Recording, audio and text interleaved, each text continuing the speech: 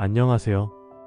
혹시 요즘 들어 가족 간의 갈등이 잦아지고 있다고 느끼시진 않나요?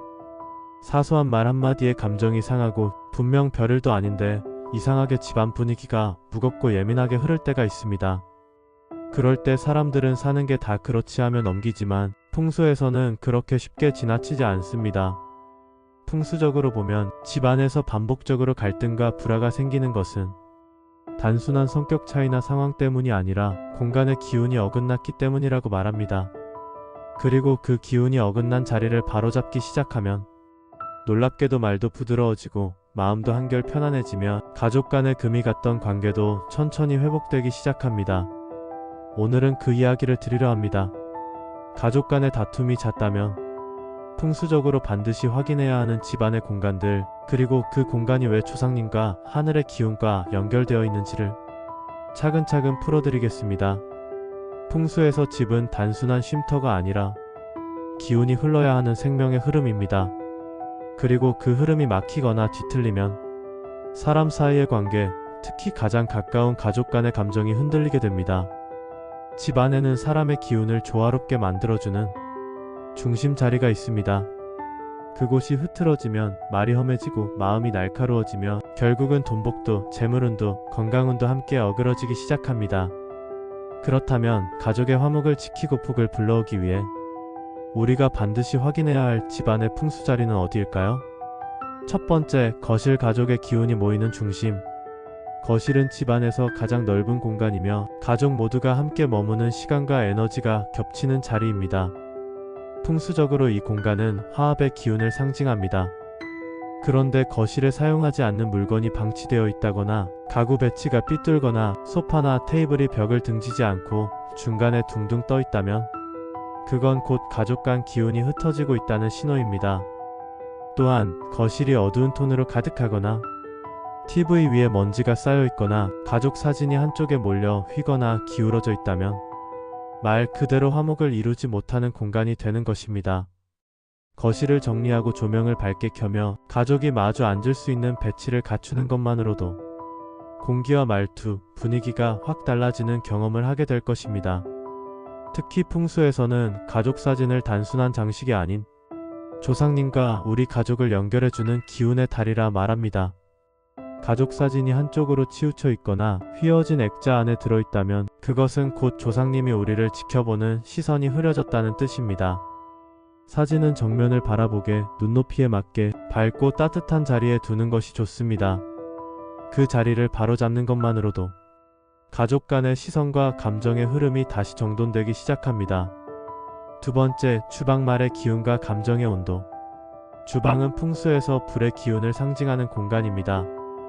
불은 잘 다루면 따뜻함과 생명을 주지만 잘못 흐르면 화를 불러일으키고 감정을 자극합니다. 특히 주방에서 자주 다툼이 발생하는 집은 싱크대나 가스레인지 근처가 막혀 있거나 정리가 안 되어 있는 경우가 많습니다. 물과 불이 충돌하는 자리에서 기운이 어긋나면 감정도 어긋나게 되는 것이지요.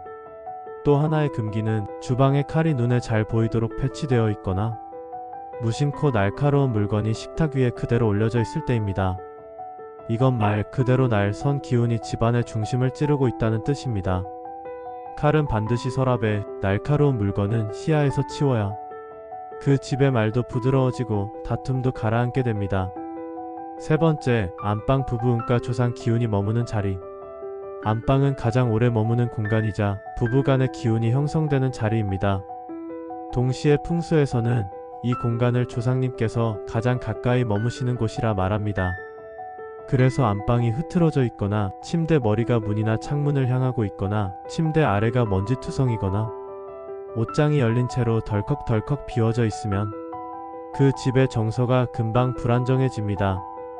안방은 꼭 단정해야 하고 침구의 색은 흰색 또는 따뜻한 계열로 맞추는 것이 좋습니다. 또한 조상님 사진이나 제사 관련 물건은 안방에 두되 높고 단정한 위치에 놓아야 하늘의 기운과 조상님의 보호가 그 공간에 머무르게 됩니다. 네 번째, 화장실. 쌓인 말과 감정이 빠져나가는 곳. 사람의 감정은 말로 풀리지 않으면 몸으로 풀리지 않으면 기운의 흐름을 통해 빠져나가야 합니다. 풍수에서 화장실은 바로 그 감정의 기운이 배출되는 공간입니다. 그런데 화장실에 배수가 잘 안 된다거나 커튼이 젖어 곰팡이가 생겼거나 환풍이 제대로 되지 않는다면 그건 감정이 집안에 고여 있다는 뜻입니다.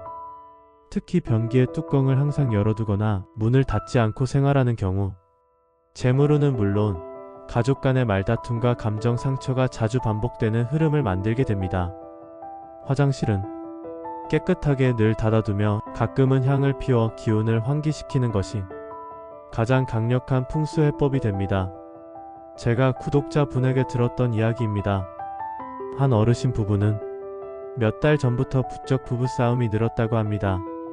평소 말수가 많지도 않고 다정하던 부부였는데 이상하게도 어느 순간부터 대화만 하면 감정이 격해졌다고 합니다. 그러던 중 아드님이 우연히 유튜브에서 풍수 관련 영상을 보고 집을 둘러보았는데 침대 머리가 창문을 정면으로 향하고 있었고 안방 창문이 매일 열려 있어 밤이면 바람이 안방으로 쏟아졌다고 합니다. 풍수적으로 이는 조상님의 기운이 흔들리고 부부간의 마음이 바람처럼 흩어진다는 의미라고 전해드립니다. 침대 방향을 바꾸고 창문에 밝은 커튼을 설치하고 매일 아침 두 분이 함께 향을 피우며 조용히 인사를 드리기 시작하셨다고 합니다. 그리고 신기하게도 그 이후로 사소한 다툼이 현저히 줄었고 대화의 분위기도 예전처럼 부드럽게 바뀌었다고 하셨습니다. 복은 말 한마디에서 시작되기도 하지만 그 말이 흐르는 기운의 자리에서 시작되기도 합니다. 이제 여러분께 묻고 싶습니다. 혹시 지금 집안에 들어오면 이상하게 기분이 가라앉고 가족끼리 자꾸 말이 격해진다거나 소소한 일에도 서로가 예민해진다고 느끼신다면 그건 가족의 문제가 아니라 공간의 기운이 흐트러졌다는 하늘의 신호일 수 있습니다.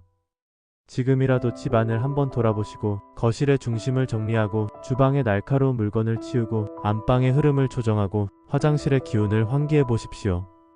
그리고 조상님께 조용히 말씀드려 보세요. 우리 가족이 다시 따뜻해지길 바랍니다.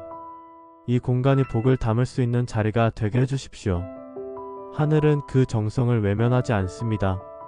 조상님은 그 진심을 기억하십니다. 그리고 그 흐름은 조용히 가족의 말투와 시선을 바꾸기 시작합니다. 여러분은 어떠신가요? 요즘 집안 분위기가 이상하게 가라앉거나 이유 없이 가족끼리 감정이 격해졌던 경험 있으신가요?